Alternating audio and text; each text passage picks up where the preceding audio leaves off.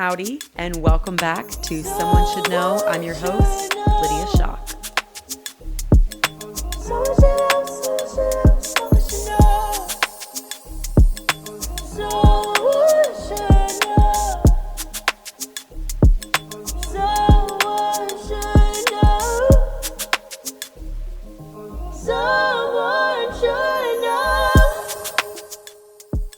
Welcome back to another episode of Someone Should Know.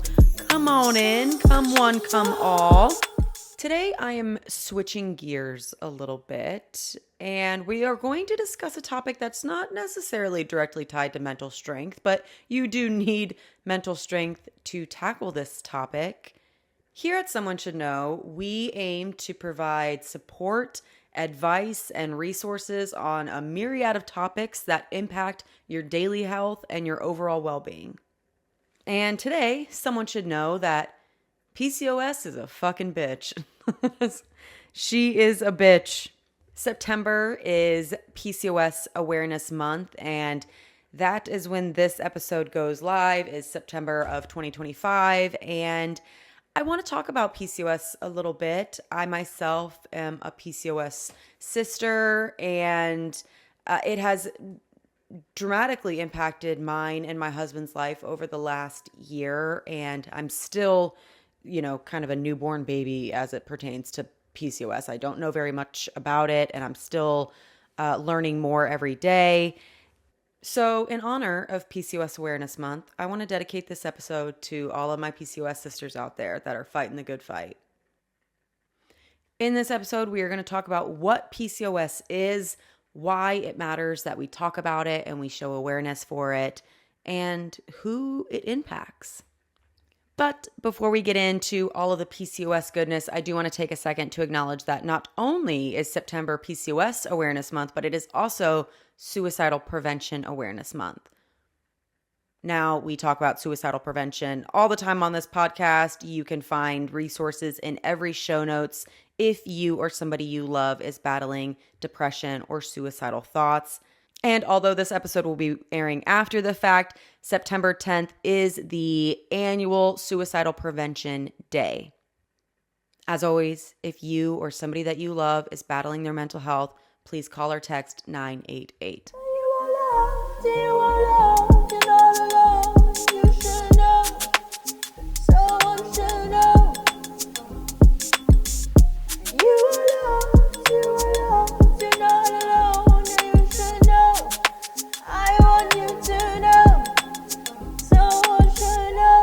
What is PCOS and who's impacted by it? Now, as we all know, because I say it in pretty much every episode, I'm no doctor, okay? I am not a medical professional of any kind. I'm literally just Lydia, okay?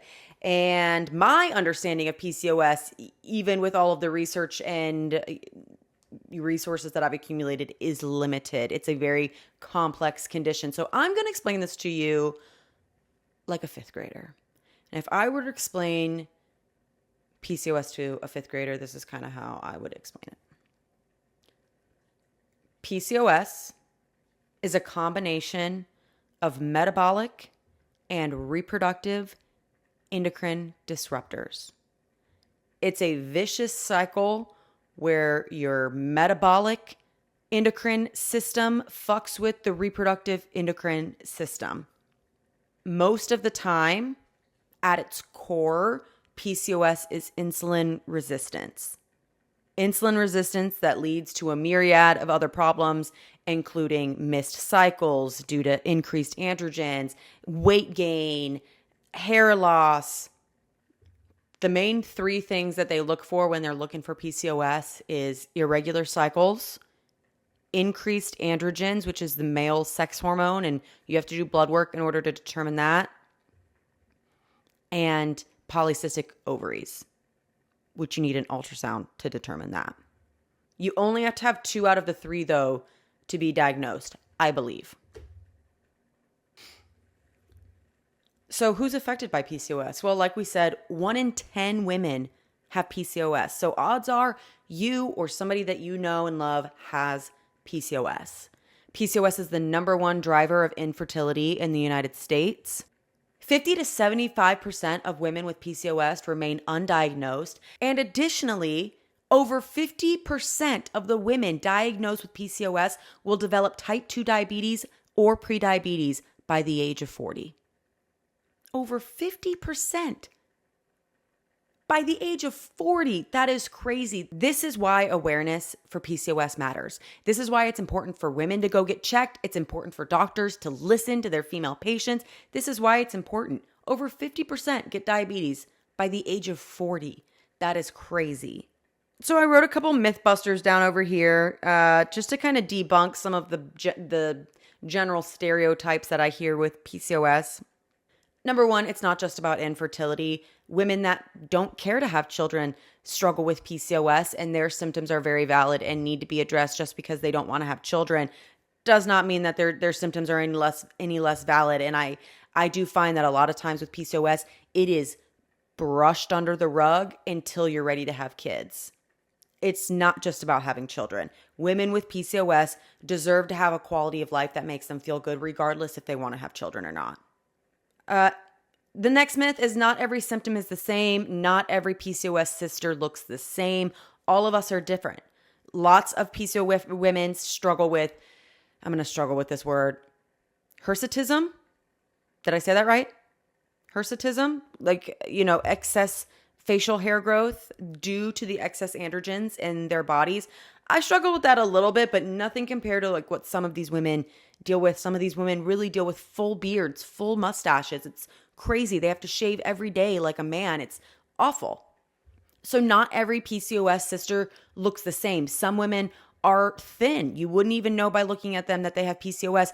Others, it's very clear that they're swollen, they're gaining weight, they're highly inflamed. No two PCOS cysters look the same. So I know what some of you are probably thinking. Some of you are probably thinking, Lydia, I don't have PCOS and I don't know anybody with PCOS. So this episode is a moot point. Then fine, get out of here. Go. I didn't want you here anyways. Okay, fair. I hear you. However, I'm going to raise you one. Because as you heard my stats at the beginning of this episode, 1 in 10 women have PCOS. 1 in 10. So this episode serves to provide support not only to my PCOS sisters, but also to those that love women with PCOS, those that want to know how to support women with PCOS. This episode is for you. So I want to jump into my story a little and just kind of peel back the curtain on my PCOS journey so far and what that's looked like. And like I said, it's a fairly new diagnosis. I got it in October of 2024.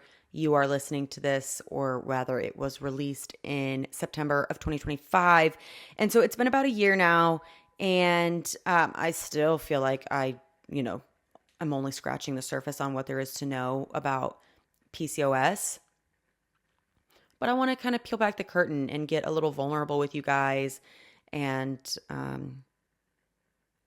share a little bit about that diagnosis and what the journey has been like since. So to tell the story, I kind of have to back us up a few months. My husband and I have been married for about 2 years, and we wanted to start trying for our family.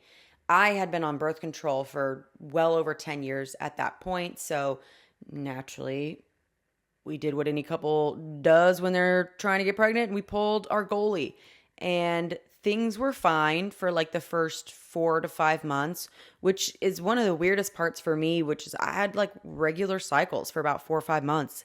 While my husband and I were trying and nothing was working. And then 1 month, my cycle stopped, just gone. And at first I was like, sweet, this is super promising. I'm hoping at this point that there's a baby stuck in there and that our efforts are worked and we're going to be on our little merry ass way. However, as you can probably deduce by the fact that we're here and we don't have kids, we were not pregnant. And just really devastating, honestly, just pee stick after pee stick, negative. And I know anybody that has, struggled to get pregnant at any capacity, not even infertility, just you tried for a few months, every month that you try that you don't get it, it's so disheartening. And so this time in particular, it was extra confusing because I wasn't cycling and I was 8 weeks late on my period but all my pee sticks were negative. So I go into like a Ready Labs or whatever, like a lab test now. And I did a blood test because I was like, surely these pee sticks aren't right. Like, surely something's wrong here. And I've got to be pregnant because my period's 8 weeks late. I've got to be pregnant. So I go in, I do the HCG blood test. Nothing. Not pregnant. Okay. So now I'm hella confused because what is happening? And I'm irritated because I can't continue to try for a baby if I'm not cycling. And I'm not going to get into sex ed and how making a baby works with y'all. Google it.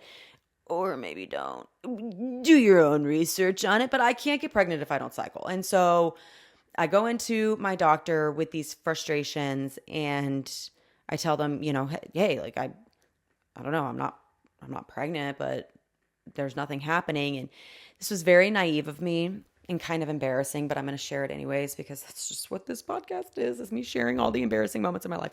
But I was like, I don't know, hopeless romantic or like a hopeless, I don't know. I was hoping that I would go into that office and she'd be like, you know what, let's just give you an ultrasound just to rule it out. And she would do a little ultrasound and there would just be a little magical hidden baby in there. That's what I was hoping for when I went into that office. I was like, ooh, I'm going to find out that there's a little hidden nugget. There was not a hidden nugget. There was no hidden nugget. Unless you are referring to the Chick-fil-A nuggets that I had prior to my appointment. There was no nugget in there. And so not only did she not give me an ultrasound, she suspected that it was PCOS and she did blood work to pull my androgen levels to check to see if my androgens were high, which they were indeed. And ultimately that led to my PCOS diagnosis. I took this really hard at first for 2 reasons. One, at the time, and I'll explain this more later, at the time, I thought I had hypothyroidism as well. So I'm thinking that here I am, a 27-year-old girl who, like, for all intents and purposes, takes care of herself. I eat well. I don't drink a lot. I work out frequently. I don't understand how I'm 27 years old and I have 2 chronic, lifelong conditions. That part in and of itself was hard to swallow, having hypothyroidism and PCOS. Second, it felt like an infertility sentence. And it's not. And to any of my PCOS sisters out there, it's not. And just work with your doctors. But that's what it felt like at the time. It felt like I'm never going to have a baby. I'm never going to have a normal cycle. Like, this is it for me. And I think that was the hardest part about being diagnosed, was feeling like I'm never going to get to be a mom. I'm never going to be able to have a baby. I'm never going to be able to share that with my husband. He's never going to be able to be a dad. He's wanted to be a dad forever. So all of these, feelings we're going through, but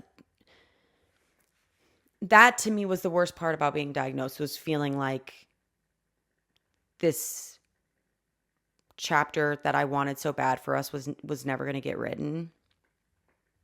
However, now that I've learned a lot more about it, I don't feel like that anymore. I do have hope that Sean and I will have our baby and bring a little miracle baby earthside. But it definitely took educating myself further to gain that confidence and to gain that hope. And we talked about that in last week's episode 6, Imposter Syndrome. We talked about how educating yourself is like a great power. It arms you. It gives you ammo to conquer life, and knowledge is power. And that's kind of how I felt with PCOS. It's like the more knowledge I had over it, the more power I had over it. And I didn't feel like PCOS was driving my life, but I, Lydia, was driving my life with PCOS, if that makes sense. I don't know if that makes sense. So I can't possibly sit here and tell you all of the things that I've learned over the past year with PCOS. So I'm just going to tell you my key takeaways, my highlights, the things that, like, if you are a lady listening, if you have ovaries, these are the things that I would do if I could do it over again.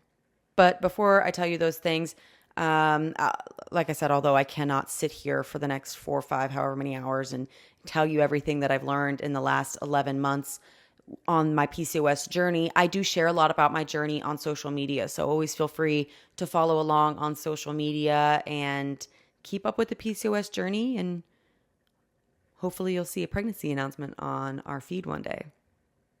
So first and foremost, I just talked about this that Bode's mentioning again. First and foremost, the biggest piece of advice that I would give to somebody that either was recently diagnosed with PCOS or suspects they have PCOS, my first piece of advice, educate yourself. If there's something that I learned with PCOS, it's that most doctors do a shit ass job of explaining what it is and what you're struggling with. And let me know in the comments if you have a different chronic disorder, Lyme disease, Crohn's disease, endometriosis, whatever. If you have another chronic condition, I'm curious if you also experienced that with your doctors where it was just like, yep, you've got endometriosis. That'll be $400 because that's how I felt. It was like, oh, that's PCOS. It's $400. Good luck to you. Okay. Like when I was diagnosed, they didn't even like spell out the whole, they weren't like Polycystic Ovarian Syndrome. It's just like PCOS. So I was like, they gave me the acronym. They didn't even like spell out like the medical jargon of like what it is. So I had to even like look up like what the fuck is PCOS? So it is Polycystic Ovarian Syndrome for those who don't know. So yeah, that would be my first piece of advice is educate yourself. You have to take your education into your own hands. You have to. You cannot rely on the healthcare system to educate you on what you are dealing with. This is your life. This is your diagnosis. You need to do the research and understand what you are dealing with. Do not leave it in the hands of somebody else to understand the life that you have been dealt. This is your life. These are your cards. Learn how to play them. Secondly, kind of contradicts what I just said, but not really. Find a team that supports you. Find a team of doctors that work with you. I went through probably half a dozen doctors until I found a group that worked for me. I mean, I dumped at least 3 doctors that I can think of, but I mean, I tried 1, 2, 3, 4, 5. I tried at least 6 different doctors in the last 11 months trying to get this thing figured out. So that would be my second piece of advice is don't just settle for whatever your, PCP of 12 years says to you. If you're not getting the answers or the responses that you need for your diagnosis, get a new damn doctor. Get a new doctor. You owe your doctor no loyalty. No loyalty. And that, in fact, they should be loyal to you. They should be helping you. So if they're not, get rid of them. Get rid of them and get you a team of doctors who, number 1, know what the hell you're dealing with. And number 2, can actually help you. Number 3, and again, this is just my advice. All of this is just my advice. I'm just Lydia. Number 3, you have to learn to manage your PCOS through diet and lifestyle. It is so important that you correct your diet and lifestyle with PCOS, similarly to how it's important that you correct your diet and lifestyle when you get diabetes or pre-diabetes. You can't keep doing the same shit. I mean, you can, but like you're going to be sick. Same with PCOS. You have got to learn how to manage it through your diet and lifestyle, which again comes back to my first point, which is educate yourself. Learn more about it. Find resources. I'm going to give you resources at the end of this episode, but find resources, read books, follow creators that support the PCOS community and give advice, whatever. You know what I'm talking about. So like I said, I can't sit here and tell you everything that I've learned about PCOS, but those are my 3 biggest takeaways for you. Educate yourself, find a team that works with you, and manage it through diet and lifestyle. So how can we support women with PCOS? Maybe you're listening to this and you don't personally have PCOS yourself. Maybe you love somebody that has PCOS. Maybe you don't even know anybody that has PCOS yet, but you just want to know how you can support women with PCOS. Firstly, I'm going to give you the same advice that I gave to my PCOS sisters, which is educate yourself, especially if you are the spouse of somebody that has PCOS or a close family or friend. Do some research, understand what the hell PCOS is so you can at least garner a little bit of empathy for this person and what they're going through because you understand it a little bit. Number 2, encourage women that have PCOS, support them, lift them up. Try not to dismiss some of these symptoms that they're experiencing as them being, quote unquote, lazy or whatever. Fatigue is a huge symptom of PCOS. I've never been more exhausted than when my PCOS symptoms were at its absolute peak. And my husband never made me feel like I was contributing less or that I was lazy or anything like that because I was battling this health condition. He was nothing but encouraging and supportive. And that's what y'all need to do for women that have PCOS. Just be supportive and encouraging and try not to dismiss their pain or their cycles or their fatigue or any of their other symptoms. And lastly, try to offer everyday empathy. Try not to offer unsolicited advice about diet or about fertility or about cycle syncing or whatever the hell else. Just offer everyday empathy to women with PCOS. And ask how you can support them in their journey. All right, and as promised, some resources for PCOS education and support. I've got a list written down here, so I'm just going to read some off to you guys. All right, number 1, PCOS Challenge with the National PCOS Association. This is a highly respected nonprofit advocacy and support organization. PCOS Challenge serves over 55,000 members globally. They offer educational programs, support groups, radio and TV shows, conferences, and grants to help with fertility treatments and cosmetic concerns. Number 2, PCOS Awareness Association. This nonprofit is laser focused on raising awareness and offering resources and educational services to those diagnosed with PCOS. They're volunteer driven and emphasize empowering individuals with clarity and tools to manage their condition. All right, and here's a couple podcasts worth listening to. The first one is the PCOS podcast by a sister and her mister, and the PCOS Repair podcast. And a couple books that you might benefit from is Period Repair Manual by Lara Briden, The PCOS Plan by Jason Fung and Nadia Brito. Sorry if I butchered y'all's names just now. My bad. And another one is Meals She Eats by Tom and Rachel Sullivan.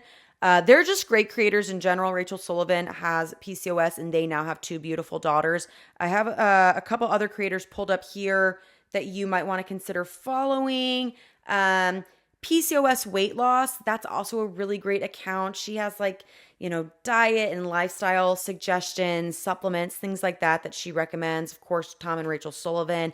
Also, Smaller Sam on TikTok and Instagram. She also has a bunch of recipes and fast food hacks for women with PCOS and things like that. So get out there and educate yourself with all of these resources. Join support groups, find local support groups. If you're a woman that has PCOS and looking for local support, there are plenty of resources out there for you guys. You just have to go looking for it.